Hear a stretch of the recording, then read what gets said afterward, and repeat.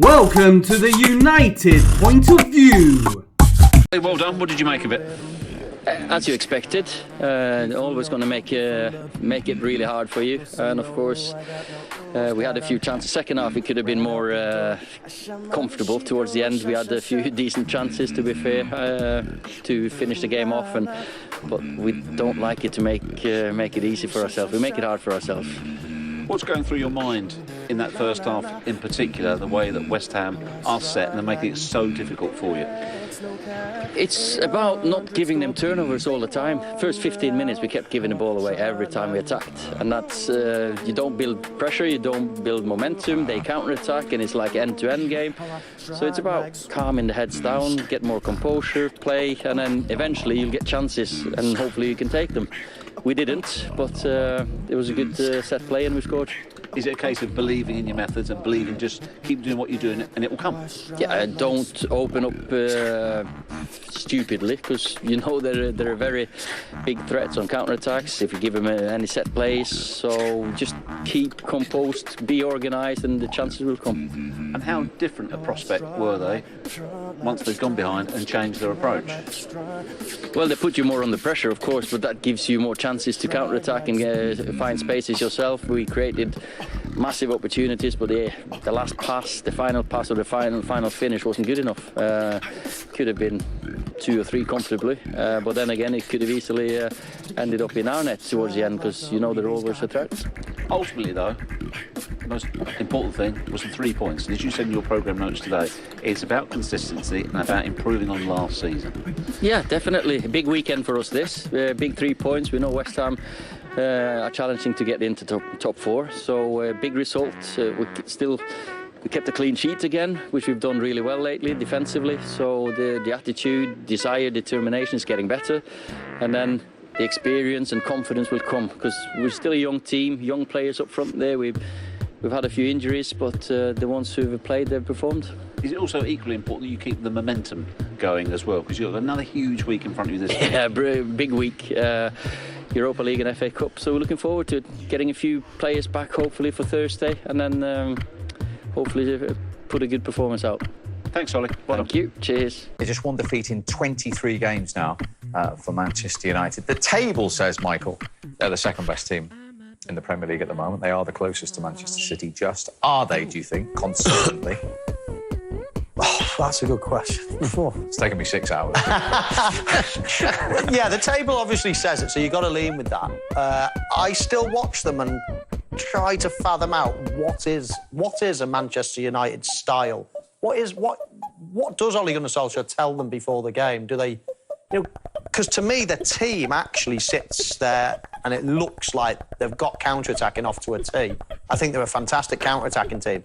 Still have questions about them when they're playing against, teams that like to sit and defend.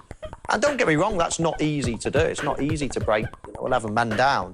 But I still don't see when I close my eyes and think of Manchester United, I know what they used to look like 20 years ago. You just knew what Manchester United were. Now, I still think they're a work in progress. So I think second best in the league. Probably, but I don't think anybody's... Man City are far and away. Liverpool are the second best, really.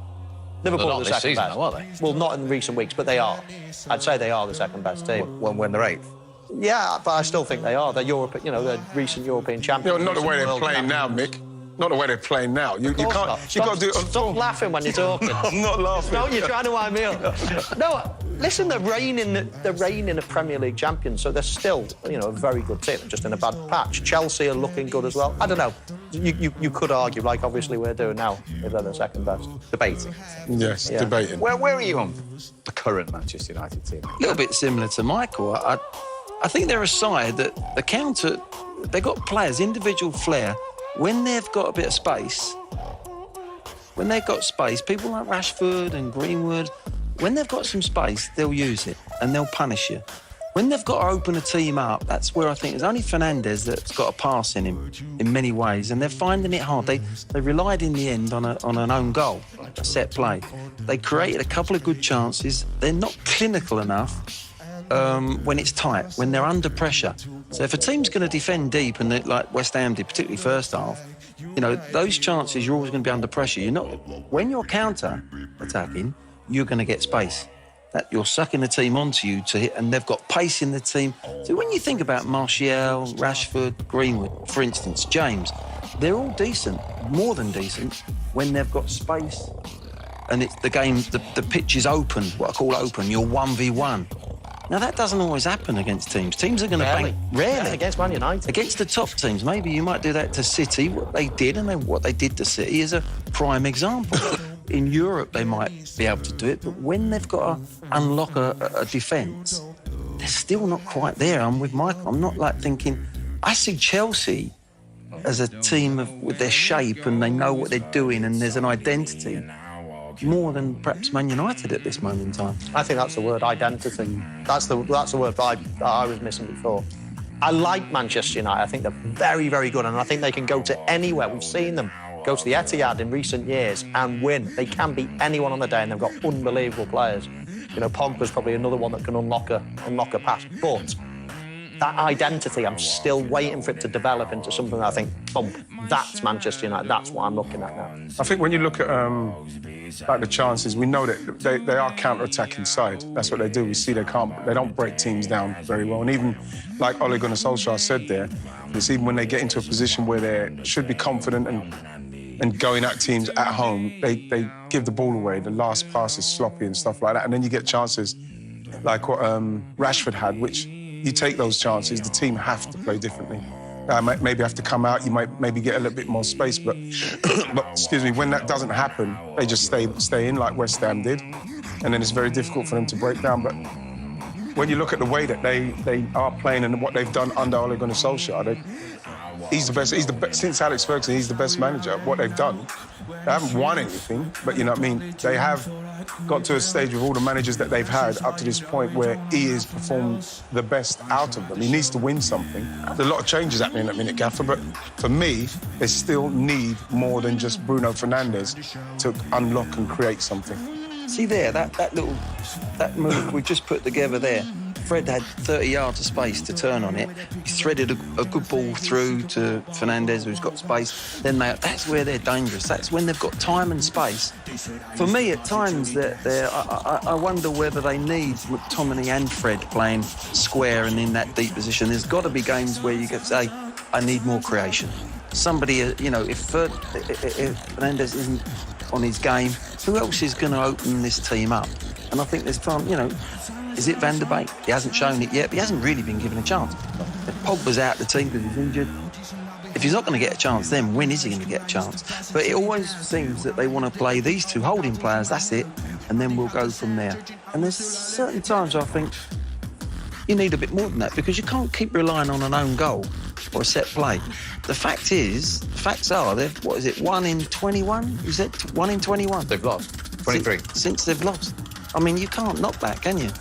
And they're second in the league, but there's still something missing there, big time. I think you look at, as well, with Van der Beek, Donny Van der Beek, talk about somebody that from the age of, 8, 9, when he's at Ajax, he's built on a possession-based kind of game.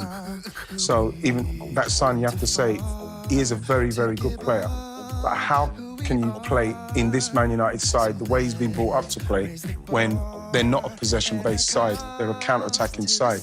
So then you look at him and you think, well, how's he going to come in and all of a sudden make a difference? I'm watching him a few games and he's tried to get into that 10 space where he's in the spaces to try and make, but it's not happening for him because they're not keeping the ball long enough for him to move and do his thing. So it's going to be something that is going to be interesting to watch with Man United because going forward, they cannot continue playing like they're playing and hoping that Bruno Fernandes is going to do so. Because at the moment, if you look at him as well, he's looking a little bit tired.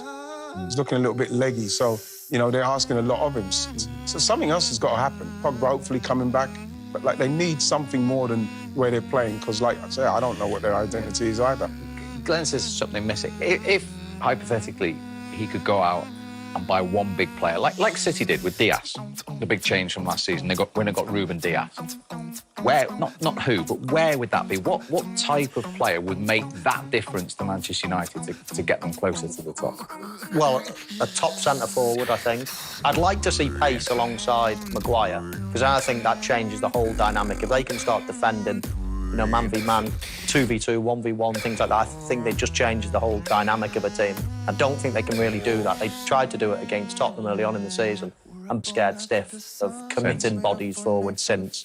So they've been a bit more pragmatic. They never tend to beat teams 4s and 5-0s. If I had one position, though, it would be a centre-forward, right down the middle. You know what? There's one that's on everybody's lips at the moment that a lot of teams actually need. Club, isn't it? Every club. Well, Haaland is obviously the name in question, and virtually every big team at the moment needs a centre-forward. There's so many teams out there that need one. He is going to be hot property when he becomes available, if he becomes available. If you were the manager of that United team now, would that be the top of your priority? Yeah, it would be, yeah. Yeah, I think it's got to be. You need a young Cavani. You got Cavani at the wrong time, you know, 5-6 years ago. His movement, his hold-up play, like you're saying there, and everything he had, you know, he's got still. And when he plays for United, I see a different United team, even now, at his age. And he's not that old, what is he, 33? Younger than Jamie Vardy. Yeah, exactly. And so I would definitely, Haaland would be the one. But as you say, how are you going to get him? You know, have the days gone where Man United are in for you as a player? Oh, I'm going to Man United. It was Real Madrid or Man United. You know, he's played for both of them, by the way. But, you know, those days, unfortunately, for United, I think have gone. They've got to build that up again. But Haaland would be on everyone's lips, wouldn't they? Every club would want him. You probably hard. I'd still try and get Sancho as well to go with. If you can, I envisage if you could have a Man United side that had Pogba, Fernandes, Haaland, and Sancho. You know what I mean? Then you're starting to feel that somewhere along the line you've got to get creativity involved there. You know, because like my problem with Man United is when I watch them is that they don't keep the ball well enough in that last third where the creativity is needed to open a West Ham up, move defenders around, a link man like the forward who can hold it, keep it there on the edge of the box, play it in and around someone like Fernandes who can slip it into little spaces, and then all of a sudden you can counter-attack or you can play through them. You know, that's what they need, any of those two. You know what I mean? I don't think Sancho's something that they should just give up on because he's creative as well. He goes past people. The problem they've also got psychologically is the noisy neighbours next to them are that team. They open you up. Even if you bank up against them, they've got the ability from left, right and centre, so many different players, City, to open teams up, and they're their big rivals as well. You know, so they're always at the moment going to be just under that bar because that bar is so high. City are setting that sort of style of play that United used to have back in years ago. City have taken over that mental. Take City out of it and we're drooling over Manchester United. The great run that they're on, they're the top of the league, we'd all be saying, wow, they're back. Very hard to beat, you know, got pace up front. We'll be talking in a different way. The problem is, as Glenn said, we're comparing everyone against one of the best teams we've ever seen. So, you know, inevitably we're going to be nitpicking, saying they could get better here and they could get more creativity because we're seeing it week in, week out from their neighbours. OK. And you say today that they had to rely on an own goal. It came from a set play. They take it the way the game was going, though. Well, I mean, it's a quality ball in. Don't get me wrong. It is a quality ball in, but, you know, West Ham, surprisingly, conceding, be it an own goal, because they don't... That's one good thing they are very good at, you know, defending corners. They don't concede at all. I think this might even be the first one this season that they've conceded. There's the header. He shut his eyes, I think. He's got himself in an awkward position. You know, he's not actually goal side of the ball. The ball actually is coming so quickly that the ball's goal side of him, and it's just hit him, and it's only going one way towards his own goal. He couldn't really get in a position. Didn't have the time because of the pace of the ball that come in. But in the end, that's the difference. That's why I'd have got across the line at the end. And they've done it time and time again this year. They haven't played particularly with a great style, but they've won the game. And that's not a bad sign. No. And I must ask you, at the other end of the pitch, Dean Henderson, David De Gea's final day, we understand, of isolation today. 16 starts in a Manchester United goal. That's 10 clean sheets now, and 6 in the last 7. Yeah, I mean, he didn't have loads to do today, but of course did everything right. You can't complain. That's a fascinating area of the pitch. Manchester United, number one, has been one of the most famous, spoken about positions in certainly British football for the last 20 years. It's a massive position, goalkeeper at Manchester United. And there hasn't been many questions for quite a few years, but now David De Gea has made a few mistakes. Henderson's looking very good, had his experience out on loan, and now he's come back and, you know, not really been putting a foot wrong, although he did in the last few minutes in midweek. So that is a fascinating position. If he shows himself to be good enough to take over the gloves full time, as in now, then I think Ole Solskjaer will stick by him and leave David De Gea out. If he doesn't, if he thinks he might need another year, then I think De Gea will be back in. I think that's a really good point, but also his performance today, that mistake has not played on his mind. And that's good for a young keeper at a big club like United, when it's all on you, you know, to go out there and show the character. You wouldn't have thought that. You wouldn't have thought that he'd played a big mistake in a big game for United, two-legged affair. They've now got to go away from it. He's gone out there and put that behind him, and he said, right, I've still got this opportunity to get that jersey. And he performed like that today.